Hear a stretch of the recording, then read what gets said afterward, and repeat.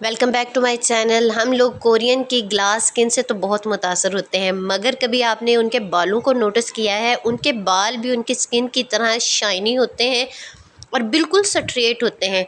आज की जो रेमेडी है वो बिल्कुल आपके बालों को कोरियन गर्ल्स के बालों की तरह स्ट्रेट कर देगी, सिल्की कर देगी, शाइनी कर देगी। और सबसे इम्पोर्टेंट बात इसमें ये है कि कोई ऑयलीनेस आपको नहीं होगी, नो चिपचिप है। इसको बनाना बेहद आसान है, अप्लाई करना उससे भी ज़्यादा आसान है। किस तरीके से इसको बनाना है, कितनी देर के लिए बनाना है और किस तरीके से अप्लाई करना है, कंप्लीट वीडियो आपने देखनी है। वीडियो को देखने के साथ साथ मेरे चैनल को लाइक शेयर सब्सक्राइब करना नहीं भूलना। Welcome to tips and tricks. Start करते हैं अपनी रेमेडी को। सबसे पहले हमें चाहिए 1 चम्मच चावलों का।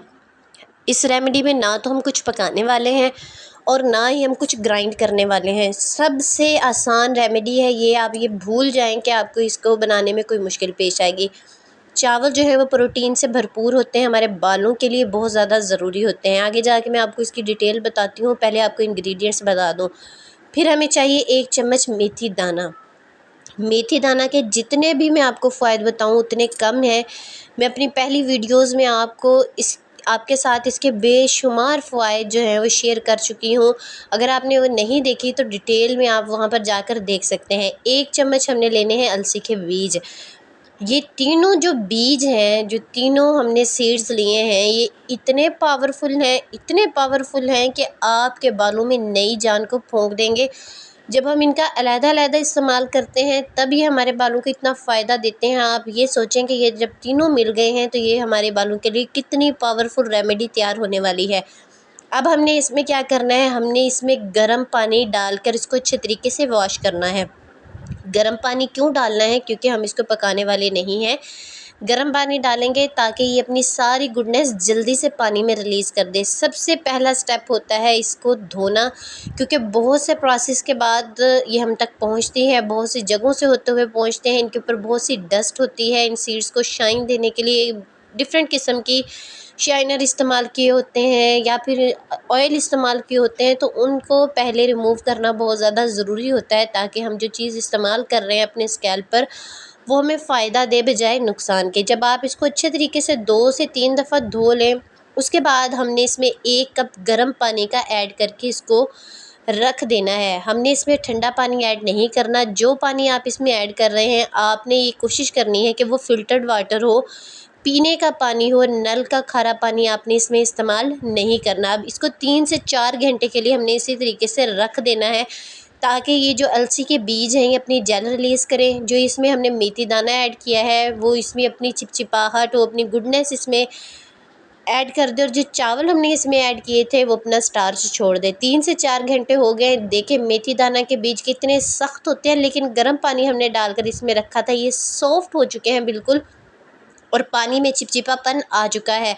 इसका मतलब है कि जेल रिलीज़ हो गई है जो इसमें हमने डाले थे अलसी के बीज उसकी, और साथ ही चावलों का स्टार्च भी इसमें निकल चुका है। अब हमने इसको हाथों से अच्छे तरीके से मसलना है ताकि जो इसमें थोड़ी बहुत कसर रह गई है वो भी हम पूरी कर लें और अच्छे तरीके से इसका जो है वो हम सारा असर इस पानी में निकाल लें। अच्छे तरीके से आपने इसको हाथों से मल के सारे बीजों को अच्छे तरीके से मलना है ताकि उनकी सारी गुडनेस इस पानी में आ जाए। ये पानी आपके बालों के लिए समझ लें कि एक मैजिक है, एक जादू है, जो आप जब अपने बालों पर अप्लाई करेंगे आपके बालों की ग्रोथ बढ़ेगी, आपके बालों की जड़ मजबूत होगी, आपके बाल लंबे होंगे।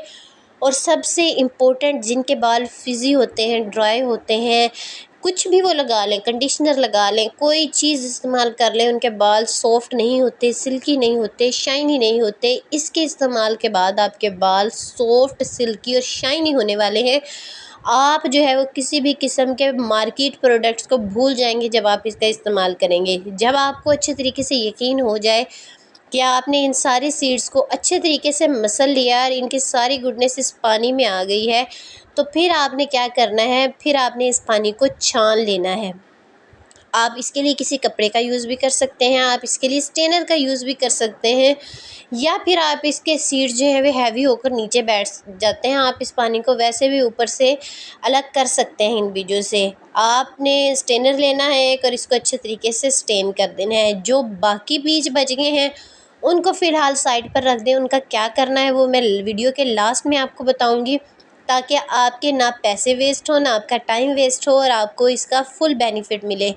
अब ये जो पानी है गज़ब का पानी है, गज़ब के कमालात आपके बालों में दिखाएगा और आप फ़र्स्ट इसके यूज़ के बाद ही कहेंगे कि आपकी क्या रेमेडी हमें बताई है। इतने ज़बरदस्त इसके नताइज आपको मिलेंगे। इसमें अभी एक और चीज़ जाएगी जिसको आपने भी वीडियो को स्किप नहीं करना। आप लोग दरमियान से वीडियो को देखते हैं और फिर छोड़ देते हैं और फिर बाद में मुझसे कमेंट में पूछ रहे होते हैं आप इसको कितनी देर के लिए अप्लाई करना है, कैसे अप्लाई करना है। ये काम आपने नहीं करना। अब ये मेरे पास बड़ा स्पून है, आप जितनी मिकदार शैम्पू के अपने बालों के हिसाब से लगाते हैं आपने उतना शैम्पू जो आप फ़िल वक्त यूज़ कर रहे हैं वही शैम्पू आपने यूज़ करना है।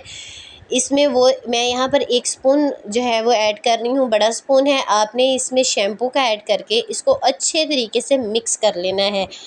अरे ये तो ना ऑयल है ना वाटर रहा है, ये क्या चीज़ बन गई है। अरे यही तो मैजिक है। ये आपके बालों में इतना कमाल दिखाएगा ना कि आप किसी भी किस्म की ऑयलिंग को भूल जाओगे।